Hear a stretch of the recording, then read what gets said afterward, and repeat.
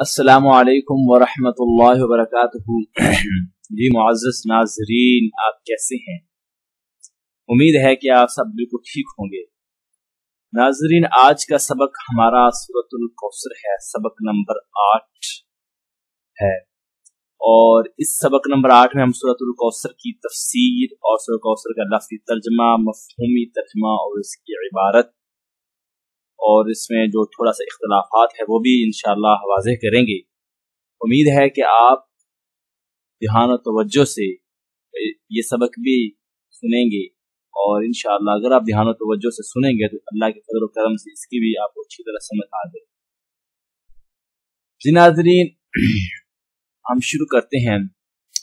सबक शुरू करने से पहले मैंने आपसे एक दो बातें कहनी हैं। वो ये कि हम इंशाअल्लाह अज़ीज़ एक कोर्स स्टार्ट कर रहे हैं जो हम इंशाअल्लाह मैंने आपसे कहा था, जो अपनी तहरीर में भी कहा था, पहले वीडियोस में भी कहा था कि आप अगर अरबी के 4 उसूल और कुछ अल्फाज आप याद कर लेते हैं और कुरान मजीद की 20 सूरत तर्जमे के साथ, तो इंशाअल्लाह अल्लाह के फजल और करम से आप कुरान मजीद का तर्जमा बहुत आसानी से सीख जाएंगे और समझ जाएंगे।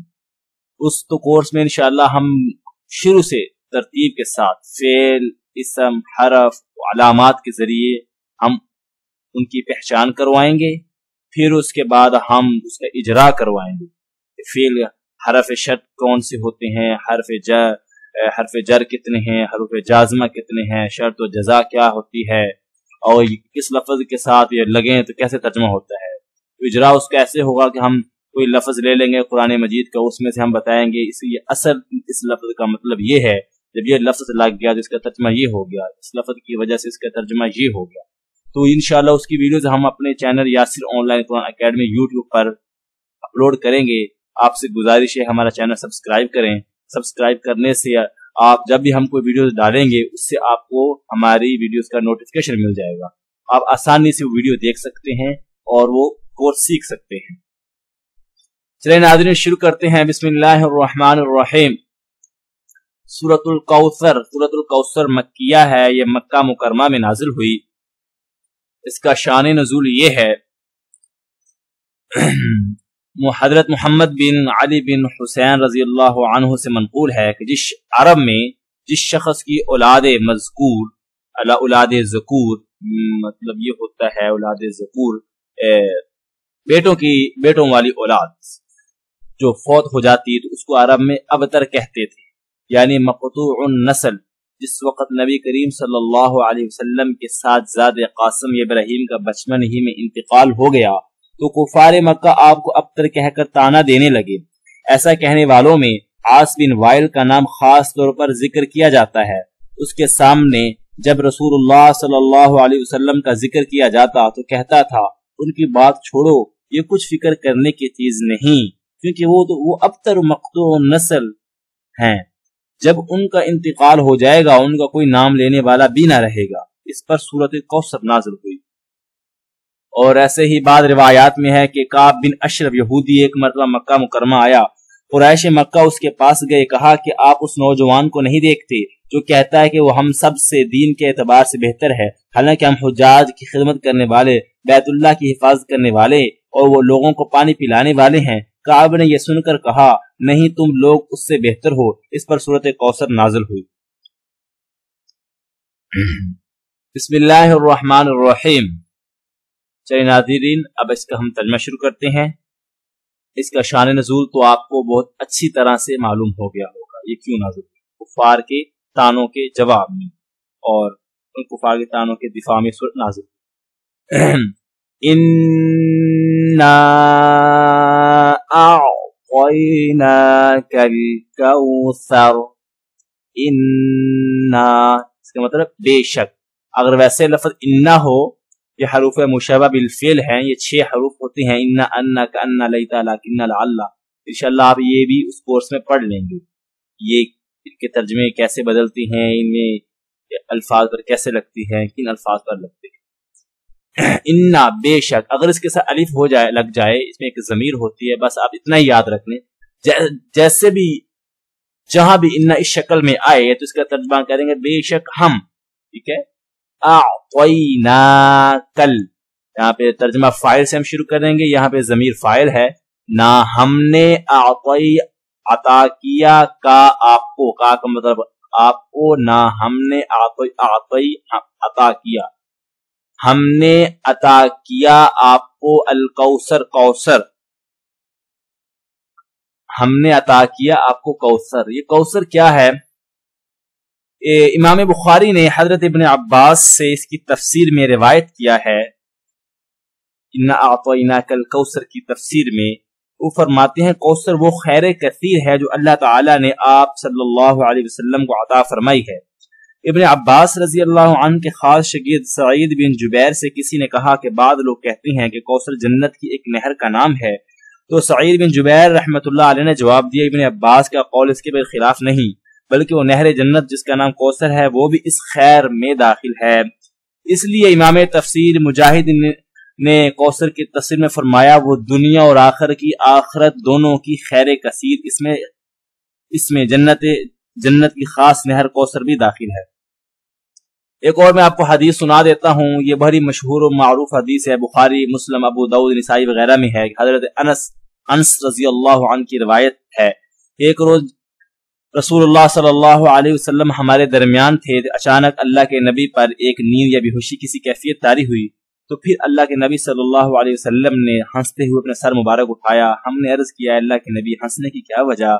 आपने फरमाया, मुझ पर इसी वक्त एक सूरत नाजिल हुई है।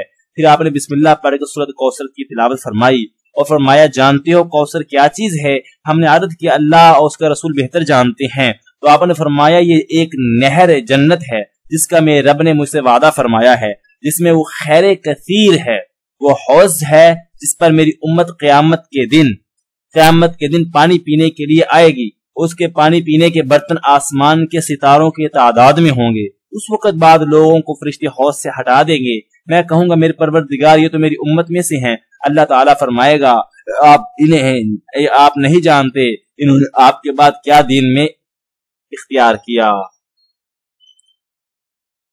हौज की इब्ने कसीर ने इस रिवायत को नकल करके मजीद लिखा है कि हौज की सिफत में रिवायात हदीस में आया है कि इसमें 2 परनाले आसमान से गिरेंगे। जो हौज है, ये नहरे कौसर अलग है, हौज कौसर अलग है। जो हौज कौसर वो होगा जो जन्नत से पहले जिस उम्मत मुहम्मदिया पानी पिएगी।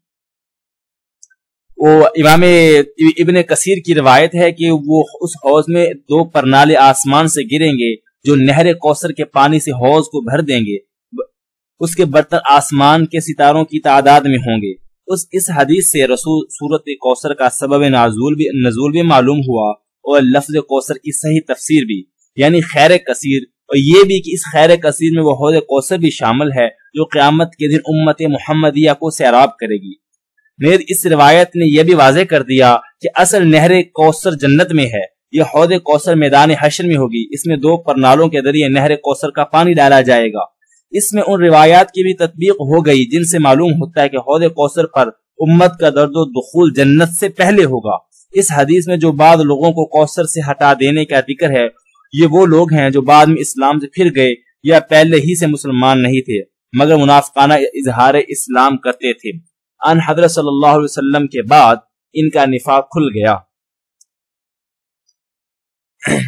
नाज़रीन, आपको मालूम हो गया होगा कि इस सूरत का नुज़ूल अगर कुफार के तानों के दिफा में हो, तो जैसा कि ऊपर मैंने आपको बताया कि आपकी औलाद नरीना फौत हो जाने की वजह से आपको अबतर मक़तू नस्ल करार देकर कहा करते थे कि इनका काम चंद रोजा है, फिर कोई नाम लेने वाला भी ना रहेगा। इस सूरत में आपको कौसर अता फरमाने का जिक्र जिसमें हौज़ कौसर भी शामिल है और उन काना जनों की मुकम्मल तरदीद है कि इनकी नस्ल नसब सिर्फ यही नहीं कि दुनिया की उम्र तक चलेंगी, बल्कि इनकी रूहानी औलाद का रिश्ता महशर में भी महसूस होगा, जहां वो तादाद में भी तमाम उम्मतों से ज्यादा होंगे। इनका एजाज और कराम भी सबसे ज्यादा होगा, क्योंकि जो उम्मत होती है ये नबी की रूहानी औलाद है, मानवी मानव में रूहानी औलाद है।